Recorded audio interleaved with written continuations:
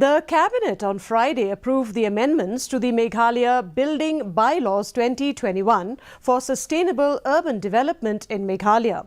While speaking to reporters after the Cabinet meeting, Chief Minister Conrad K. Sangma said that these amendments are being done in line with certain provisions and certain conditions that have been put in place by the Government of India.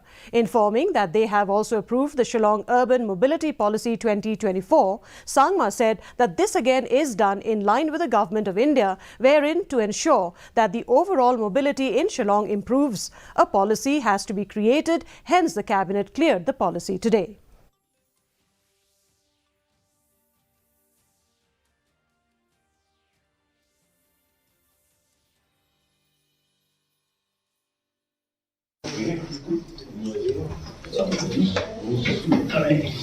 The policy in place, so it gives us some kind of a vision and some kind of goals that we can, come forward with.